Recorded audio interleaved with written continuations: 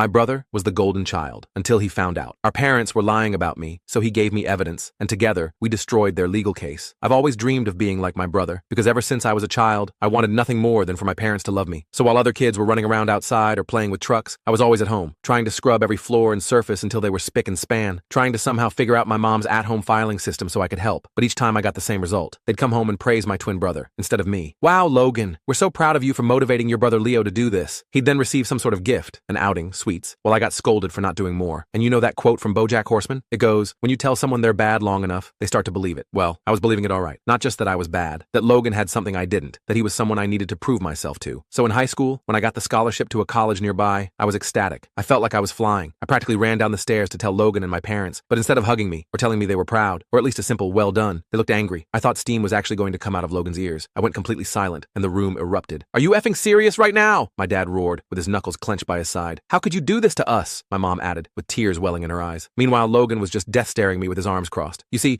Logan had applied to the same one, and since I was the one to get it, my parents actually believed that I had stolen it from him. I sneakily wiped the tears from my eyes so they wouldn't see how upset I was. They continued shouting at me, so I just walked up to my room. I left the door slightly open to eavesdrop. They unanimously agreed that I must have plagiarized or cheated, that there was no other explanation for why I would get in, and Logan wouldn't. "We don't raise cheaters in this house." There was so much anger and hate in my dad's voice that I was actually scared. After that, they started whispering to each other, but I had heard enough and ended up going to bed early, or trying to, at least, because the guilt kept me awake. I thought back to all the hours I put into studying, and all the hours Logan put into partying, how I should have convinced him to work, how I could have helped him make better decisions. My heart broke, and in that moment, I felt like the worst brother to ever exist. I regretted ever applying, but my decision was about to be reversed, because after a few days of receiving the silent treatment at home, my guidance counselor pulled me in for a meeting. She told me she was ashamed of me, and she wished she never helped me. I didn't even know what she was talking about, and I was already crying. But then she explained. Apparently, they had received a formal plagiarism complaint, with screenshots of documents that made it clear my work was someone else's. I started seeing the room with tunnel vision. I could hear my heartbeat all around my body. I was like a deer in headlights. She just looked at me with disgust. I sighed and walked out. I was done. Yes, I felt guilty, but I still earned that opportunity, right? And that's when I got the notification. It was from my dad, telling me not to come home. Cool. So I walked to my godfather's house, feeling a mixture of shame and anger. I expected to be somewhat uplifted, but when my godfather Jack opened the door, my heart completely sunk, because he gave me a huge smile, and I realized it was the first genuine smile I'd received in years. So I couldn't help myself. I cried into his shoulder. He brought me inside, and I told him everything. Parents, Logan, college. He didn't say much, just nodded. I was just happy to have someone to listen to me. That day was so exhausting that I could barely stay awake anymore, and I ended up falling asleep soon after. When I woke up, it was pitch black outside, and the house was quiet. My phone was dead, and I wanted to know what time it was. So I crept upstairs to use Jack's phone while he slept. It automatically unlocked, and I saw he had been in contact with my parents. So, like any respectful 17-year-old boy, I read their conversation. Well, before I opened up, Jack had no idea what my parents were up to. He just knew that I was coming. But my parents had lied and said I was going through a rough patch. And after I told him the truth, it was clear he was angry, because his texts were, well, let's just say they were very unfriendly. But as I kept reading, I couldn't help but smile, because it was the first time someone had ever stood up for me before, and I didn't know it at the time, but Jack was going to do a lot more than send some angry texts. The next morning, Jack made breakfast like nothing happened, but there was this determined look in his eyes. "Leo, I think I know what happened with your scholarship," he said casually, sliding me some pancakes, "and we're going to fix it." I nearly choked on my orange juice. "How?" "Well, for starters, I called my buddy at Hampton's admissions office. They're reviewing the plagiarism claim, but more importantly, he sat down across from me. "I think we need to talk about the bigger issue here. Your parents and Logan." That's when Jack told me something that changed everything. Apparently,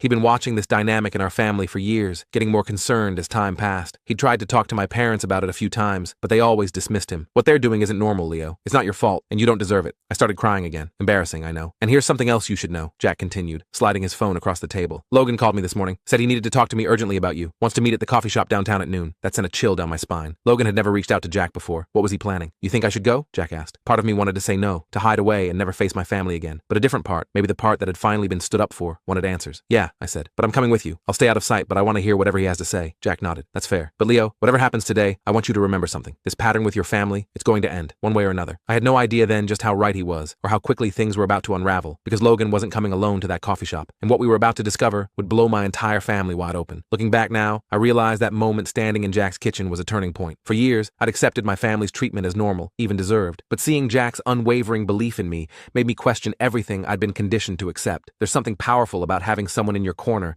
when you've been alone for so long. As Jack and I prepared for the meeting with Logan, I couldn't help but wonder what my twin wanted. Had he come to apologize? To threaten me further? I tried to imagine various scenarios, but nothing could have prepared me for what actually happened. The scholarship drama was merely the tip of a very deep, very dark iceberg that had been lurking beneath the surface of our family dynamics for years. I've learned that sometimes the hardest truth to accept isn't about others' betrayal, but about how long you've let yourself be diminished. That day at the coffee shop would change everything, not just about my scholarship, but about how I saw myself and my place in the world. Jack didn't just offer me shelter that rainy night. He gave me something I'd never had had before, the courage to stand up for myself and demand the respect I deserved. I got to the coffee shop 15 minutes early and positioned myself at a corner table where I could see Logan arrive, but he wouldn't immediately notice me. Jack sat closer to the entrance, nursing an Americano, like this was just a casual meeting and not potentially the most stressful conversation of my life. My hands wouldn't stop shaking. I hadn't seen Logan since that night at dinner when everything blew up. I kept my hoodie up and tried to look like I was just some random guy focusing on his laptop. Logan showed up exactly at noon, always punctual when it came to his own schedule, not so much when other people were waiting on him. He scanned the shop, spotted Jack, and walked over with this weird, nervous energy I wasn't used to seeing from my usually confident twin. "Thanks for meeting me," Logan said. He kept looking around like he was afraid someone might see him. I couldn't hear their entire conversation from my position, but I could see Logan's face clearly. He looked stressed, worried. It wasn't the smug expression I was expecting. Jack nodded a lot, occasionally glancing in my direction. After about 10 minutes, Jack got up and headed toward the bathroom, which was our signal. As he passed my table, he dropped a napkin with something scribbled on it. "He wants to talk to you. Says it's important. Your call." My heart was pounding so hard I thought other customers might hear it. I took a deep breath, closed my laptop, and walked over to Logan's table. His eyes went wide when he saw me. "Leo, what the hell?" "Jack told me you wanted to talk," I said, sliding into the chair across from him. "So talk." Logan looked around again, then leaned forward. "You need to drop this whole thing. Just admit you cheated, apologize to mom and dad, and move on." I stared at him. "Seriously? That's why you wanted to meet? To tell me to confess to something I didn't do? Look, I know you think you're being screwed over, but..." He lowered his voice. "It's better this way. Hampton was always my thing. You knew that." "Your thing? I didn't even know you were applying until after I got in." Logan's face flushed. "That's not true. I told everyone I was applying there since freshman year." I thought back, trying to remember if he'd ever mentioned it. Maybe at a family dinner I wasn't invited to, or when I was studying upstairs. But no, this was just another example of the Logan-centered universe my family lived in. Apparently I was supposed to automatically know his plans and adjust mine accordingly. "I worked my ass off for that scholarship," I said, keeping my voice low but intense. "I earned it fair and square, and someone, probably you, submitted fake evidence to get it taken away from me." Logan's eyes darted away. "Bingo. It was you, wasn't it?" I pressed. "Not exactly," he muttered. "Dad helped. I felt like I'd been punched in the stomach. I mean, I'd suspected, but hearing it confirmed was different. My own father had sabotaged my future." Jack returned from the bathroom and sat next to me, placing a protective hand on my shoulder. "This family discussion now includes me," Jack said firmly, "and I'm very interested in what you just told Leo about your father's involvement in this plagiarism accusation." Logan's face went pale. Let me be very clear," Jack continued. "What your parents have done, what you've participated in, is wrong on multiple levels. It's emotional abuse, academic fraud, and potentially illegal." Logan's eyes widened. "Illegal? Come on, it's just family stuff. Falsifying evidence to revoke a scholarship?" Jack raised an eyebrow. "That crosses several lines." I watched my twin brother squirm uncomfortably. He wasn't used to being challenged. He looked like a little kid caught stealing cookies, not the golden child who could do no wrong. "What exactly did Dad do?" I asked. Logan sighed, deflating a little. "He took some of your earlier essays from the shared family computer and found similar papers online. Then he altered some dates and created fake screenshots." Jack's grip tightened on my shoulder. "And your mother? Was she involved too?" "She knew about it," Logan admitted. "But Dad did the actual,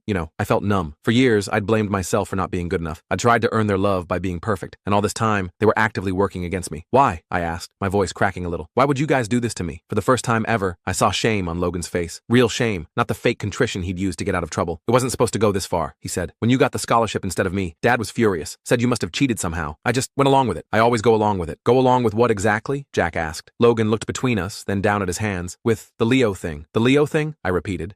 He mumbled. "The way they treat you differently." Jack leaned forward. "Logan, I need you to be completely honest right now. Has this pattern of favoritism and sabotage been going on your whole lives?" Logan nodded slowly. "Since we were little. I don't even know why it started. At first I thought it was cool getting extra stuff, but then it got weird." "Weird how?" I asked. "Like, they'd make me report back on what you were doing. If you were studying too much or getting good grades, they'd find ways to distract you, give you extra chores, hide your homework sometimes." Each word was like a knife. All those times I couldn't find my textbook. All those sudden urgent cleaning tasks right before exams. It hadn't been bad luck or my own disorganization. "They'd reward me for getting better grades than you," Logan continued, not meeting my eyes. "But if you outperformed me, they'd punish you for making me look bad." "Jesus Christ," Jack muttered. "I didn't understand it when we were kids," Logan said. "But around middle school I figured it out. By then it was just the way things were." "And you never thought to, I don't know, tell me?" I asked, anger finally cutting through the shock. "I tried once," Logan said. "When we were 14, I told Mom it wasn't fair how they treated you. She got really upset, said I was being ungrateful, that they were just preparing us for the real world." "Preparing us how?" I demanded. Logan looked genuinely confused. "Something about how there can only be one winner in life. That's why they were training me to succeed and you to not." Jack made a disgusted noise. "That's seriously messed up. Why are you telling me this now?" I asked Logan. "After all these years of watching them tear me down, why the sudden attack of conscience?" He shifted uncomfortably. "This scholarship thing crossed a line when they kicked you out. I didn't know they were going to do that. And then when I heard you were staying with Jack, Dad and Mom started saying really weird stuff about how you were dead to the family and how we needed to cut out the cancer." The casual way he repeated those words sent a chill through me. "They're talking about disowning me permanently," I realized aloud. Logan nodded. "They're meeting with a lawyer tomorrow about removing you from the will and stuff. Mom's even talking about legally changing my last name to her maiden name so we don't share anything anymore." "This is unhinged," Jack said, pulling out his phone. "I'm documenting everything you're saying." "No!" Logan looked panicked. "You can't tell them I told you?" They'll what?" I asked. "Treat you like they treat me?" His silence was answer enough. Jack put his phone down. "Logan, I understand you're scared, but you need to understand what's happening here is deeply wrong. Your parents have been psychologically abusing Leo his entire life, and they've manipulated you into being part of it." Logan's eyes welled up. "I know. I'm sorry. I wanted to be furious with him. Part of me was. But seeing him finally face the truth, I mostly felt sad. He'd been a pawn too, just in a different way. So what now? I asked Jack. Now we fix this, Jack said firmly. Starting with your scholarship. How? Logan asked. Dad already sent the fake evidence. Jack smiled grimly. I have a friend in Hampton's admissions office, remember? And unlike your father, I understand digital forensics. Those altered documents won't stand up to serious scrutiny. For the first time in days, I felt a flicker of hope. What about me? Logan asked quietly. I can't go back home and pretend this conversation never happened. Jack and I exchanged looks. Despite everything, he was still my twin. You can stay with me too, Jack offered. I have another spare room. Logan looked genuinely surprised. Why would you help me after what I did? Because unlike your parents, I don't believe in throwing kids away, Jack said simply. We left the coffee shop with a tentative plan. Jack would contact Hampton College to contest the plagiarism accusation. I would stay with Jack indefinitely, and Logan would go home to collect some essentials, make an excuse about staying at a friend's house for a school project, and then join us at Jack's later that night. I wasn't sure if I could trust Logan completely yet, but something had shifted between us. For the first time,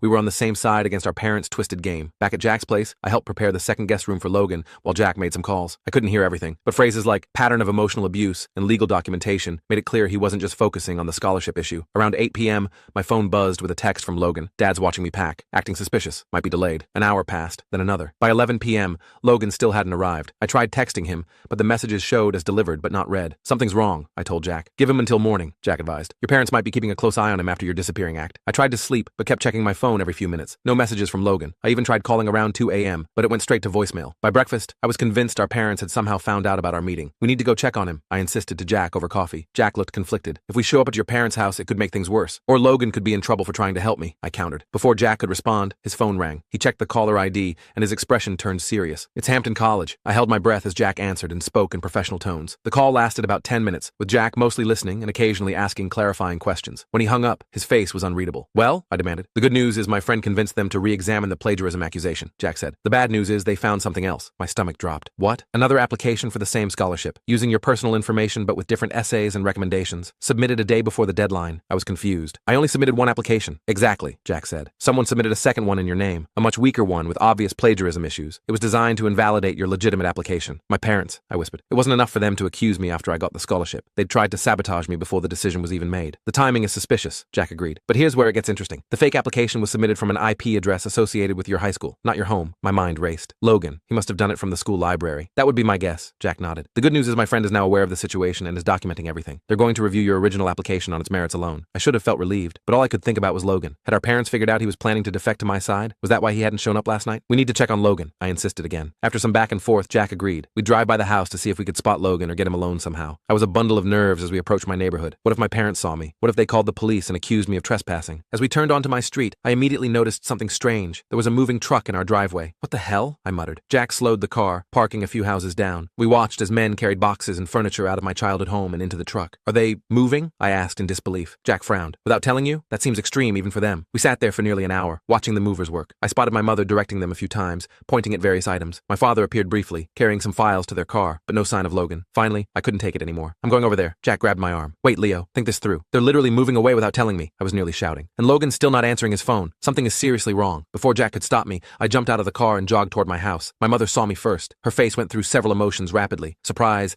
anger, and then something like fear. What are you doing here? She hissed, grabbing my arm and pulling me around the side of the house, away from the movers. Where's Logan? I demanded. None of your business. You're not part of this family anymore. The casual cruelty still had the power to hurt, even after everything I now knew. So you're just moving without telling me? Where am I supposed to go? All my stuff is in there. We packed your essential items, she said coldly. Jack can pick them up next week from our lawyer. Where's Logan? I repeated. Something flickered across her face. He's staying with a friend until we get settled in the new house. I didn't believe her for a second. Which friend? That's not your concern. She looked over my shoulder. I see you've turned Jack against us too, always playing the victim. Jack had followed me and now stood a few feet away, arms crossed. Barbara, we need to talk about what you and Robert have done. My mother's face hardened. There's nothing to discuss. Leo made his choices. Like working hard and earning a scholarship? Jack asked with barely controlled anger. Or did you mean existing in a household that systematically undermined and abused him since childhood? My mother actually laughed, a sharp, humorless sound. Is that what he told you? Poor Leo, always misunderstood. Did he tell you about the substances we found in his room? I was so shocked I couldn't speak for a moment. What substances? I've never done substances in my life. The devil's lettuce and capsules in your desk drawer, she said smoothly. The ones Logan found last month. We were trying to help you, get you into treatment quietly, but then you started acting out with this scholarship nonsense. My head was spinning. They were making up complete lies now, creating an entirely fictional version of me. Jack put a steadying hand on my shoulder. Barbara, this has gone far enough, he said firmly. We have documentation of the false plagiarism claims. We know about the fake application submitted in Leo's name. And now you're abandoning your 17-year-old son and making up substance accusations? My mother's confident facade cracked slightly. You have no proof of anything. Actually, we do, Jack replied. But right now, my concern is Logan. Where is he really? For the first time, my mother looked uncertain. He's fine. He's just just processing everything. Let me talk to him, I demanded. Just 5 minutes. That's not possible right now. My father chose that moment to come around the corner. When he saw me, his face contorted with rage. What is he doing here? Barbara, I told you to call the police if he showed up. Robert, Jack stepped forward. We're trying to have a civil conversation about what's happening here. My father pointed at Jack. You've always undermined our parenting, always taken Leo's side. Well, now you've got him. He's your problem now. He's not a problem, Jack said evenly. He's a remarkable young man who deserves better than what you've done to him. My father's face turned an alarming shade of red. Get off my property before I call the police. Where's Logan? I asked again, refusing to be intimidated. Gone, my father shouted. He's gone where you can't poison him against us anymore. A chill ran through me. What does that mean? My mother grabbed my father's arm. Robert, don't. For a moment, none of us spoke. The movers continued working in the background, pretending not to notice the family drama unfolding. We've enrolled Logan in Westfield Academy, my mother finally said. He left yesterday. Westfield Academy, the boarding school 3 states away known for its strict disciplinary approach. The place parents sent troubled kids to straighten them out. You sent him to boarding school because he talked to me? I was incredulous. We sent him there because he needs structure, my father snapped. Away from your influence. Jack pulled out his phone. I'm calling Logan right now. His phone privileges have been suspended for the first month, my mother said smugly. School policy for new students? I couldn't believe what I was hearing. They'd essentially imprisoned Logan because he'd shown signs of breaking away from their control. This isn't over, Jack said, his voice deadly calm. You've made a series of very poor decisions that have legal consequences. Expect to hear from my attorney. He gently guided me away from my parents, back toward his car. I was too stunned to resist. They sent Logan away, I kept repeating as we drove off. Because of me. No, Jack corrected firmly. They sent Logan away because they're losing control of their narrative. This isn't your fault, Leo. None of it is. Back at Jack's house, we formulated a plan. Jack contacted a lawyer friend who specialized in family law. I wrote down everything I could remember about my parents' treatment over the years. The sabotage, the favoritism, the emotional manipulation. And together, we researched Westfield Academy. They have a strict no outside contact policy for the first 30 days, I read from their website. It's supposed to help new students detach from negative influences and commit to the program. Jack frowned. That's convenient for your parents, but there must be exceptions for family emergencies, which this technically isn't, I pointed out. Not in a way we could explain to school administrators. Maybe not directly, Jack admitted, but there are other approaches. Over the next week, things moved quickly. Hampton College officially reinstated my scholarship after reviewing the evidence of tampering. Jack's lawyer friend Susan helped me file for legal emancipation given that my parents had effectively abandoned me. And most surprisingly, several of my teachers came forward with documentation of my parents' inappropriate interference in my education over the years. Apparently, I wasn't the only one who had noticed something was off. My chemistry teacher, Ms. Rivera, had kept records of every time my parents had requested my grades be reconsidered downward or complained about me showing off in class. My debate coach had emails from them asking that I be given less prominent roles so I wouldn't overshadow Logan. It was validating but also deeply painful to see how systematic their sabotage had been. How many people had witnessed it but felt powerless to intervene directly. Meanwhile, Jack worked on contacting Logan. The school wouldn't put me through to him, but Jack managed to speak with a counselor there, expressing concern about the circumstances of Logan's sudden enrollment. 2 weeks after our confrontation at the house, we finally got a breakthrough. A letter arrived for me, from Logan. The handwriting on the envelope was unmistakably his, though the return address was unfamiliar. Inside was a single sheet of notebook paper. Leo, I'm okay, don't worry. School monitors all communication, but Dakota, my roommate, is sending this through his cousin who lives nearby. Parents told school you abused me growing up. Total lies. They're scared we talked. Teachers here actually nice but strict. Working on a plan? Trust me for once? L. I read it 3 times. Relief washing over me. Logan was safe, if not exactly free, and he was still on my side. Jack read the letter and nodded approvingly. This gives us something to work with. If Logan is willing to contradict your parents' version of events, it becomes their word against both of ours, I finished. Exactly. And with the documentation we've already gathered, plus testimony from your teachers, Jack smiled grimly. Your parents have significantly overplayed their hand. That night, I slept better than I had in weeks. For the first time, I wasn't just reacting to my parents' cruelty. I was actively fighting back, and I wasn't alone. What I didn't realize was that my parents were also making plans, and they weren't going to let go of their control without a desperate final attempt to destroy the truth, and me along with it. The next morning, I woke up to Jack shaking my shoulder urgently. Leo, wake up. We have a problem. I rubbed my eyes and checked my phone. 6:47 a.m. Way too early for any good news. What's going on? I mumbled. Jack handed me his laptop. On screen was an email from Susan, his lawyer friend. I skimmed it quickly, then felt my stomach drop. They're filing for a restraining order against you? On what grounds? Apparently, Jack said grimly, your parents are claiming you've been harassing them, making threats, and that they fear for their safety. I sat up straight, fully awake now. That's complete BS. I haven't even contacted them since that day at the house. I know, Jack nodded. Susan thinks it's a preemptive move. They're trying to legally keep you away and control the narrative before we can make any more progress with Logan or the scholarship situation. I fell back against my pillow, just when I thought things couldn't get more twisted. They're also claiming I've been brainwashing you, Jack added, his voice tight, and that I have some kind of inappropriate interest in turning you against them. That made me genuinely angry. Jack had been nothing but supportive while my actual parents were the ones pulling every manipulative trick in the book. So what do we do? I asked. Susan's already on it. We have documentation, remember? And their claims won't hold up under scrutiny. Jack squeezed my shoulder. But we need to be smart here. No contact with your parents at all. Document everything. And we need to accelerate our plans with Logan. Over breakfast, Jack and I strategized. The restraining order hearing was scheduled for next week. If granted, it would legally prevent me from contacting my parents or going near their new home, which was exactly what they wanted, to isolate me further and control what Logan knew. We need to get Logan's side of the story officially documented, Jack said. That letter helps, but we need more. I nodded, pushing my cereal around the bowl. But how? We can't contact him directly at the school. Jack smiled slightly. Remember Dakota's cousin? The one who smuggled out Logan's letter? I think we need to send a letter back. We drafted a careful message to Logan, explaining the situation and and asking if he'd be willing to provide a signed statement about our parents' behavior. Nothing incriminating about the school. We didn't want to get him in trouble there. Just the facts about our family dynamics growing up and the recent scholarship situation. Jack found a way to mail it through a roundabout route that wouldn't raise suspicions at Westfield Academy. Then we waited. Meanwhile, more evidence of my parents' bizarre campaign against me surfaced. Ms. Rivera, my guidance counselor, forwarded emails showing my dad had actually asked her to lose some of my recommendation letters last year to weaken my college applications. My debate coach revealed my mom had once offered to donate new equipment if she'd give Logan the team captain position over me, despite my better qualification. Each new revelation made me feel simultaneously validated and sick. All those years I thought I just wasn't good enough, when actually there were active efforts to hold me back. 3 days later, we got another break. Susan called to tell us the scholarship committee at Hampton had not only fully reinstated my scholarship, but had issued a formal apology. Their investigation had confirmed the plagiarism claim was fabricated, and they were implementing new security procedures to prevent similar situations in the future. That's one win, Jack said after the call, but we still need to deal with the restraining order and Logan's situation. That afternoon, I was helping Jack organize documents for our case when the doorbell rang. Jack went to answer it, and I heard murmured conversation at the door. A minute later, he came back into the kitchen with a serious expression. "Someone's here to see you," he said cryptically. I followed him to the living room and stopped short. Sitting on the couch, looking nervous but determined, was Dakota, Logan's roommate from Westfield Academy. "Dakota, what are you doing here?" I asked, stunned. The lanky teenager stood up. "Logan sent me. Well, technically I'm visiting my cousin for the weekend, but Logan asked me to come here before heading back tomorrow." Jack looked as surprised as I felt. "How did you even find this address?" Dakota shrugged. "Logan had it memorized. Said it was his godfather's place." I sat down across from him. "Is Logan okay?" "He's fine, but he wanted me to give you this." Dakota pulled a sealed envelope from his backpack. "He said it's super important, and I shouldn't let anyone else see it." I tore open the envelope. Inside was a USB drive and a note in Logan's handwriting. "Leo, everything you need is on this drive. Password is our birthday. I've been keeping records for years, just never had the courage to share them. I've hidden them in a locked box under my bed that Mom and Dad never found. Be careful. They're telling everyone you're dangerous and unstable. They even tried to convince the school I need protection from you. Logan." My hands were shaking as I handed the note to Jack. "Records?" Jack wondered. "What kind of records?" I immediately went to Jack's computer and plugged in the USB drive. After entering our birthday as the password, a folder opened containing dozens of files. Text documents, audio recordings, photos, and screenshots, all meticulously labeled and dated. "What the F?" I whispered as I started opening files. There were recordings of my parents discussing how to undermine my achievements. Screenshots of text messages between them planning to hide my college application materials. Photos of awards and certificates of mine that had mysteriously disappeared over the years, apparently saved by Logan before our parents could destroy them completely. But most devastating were Logan's personal journals, dating back to when we were 13. He'd been documenting, in painful detail,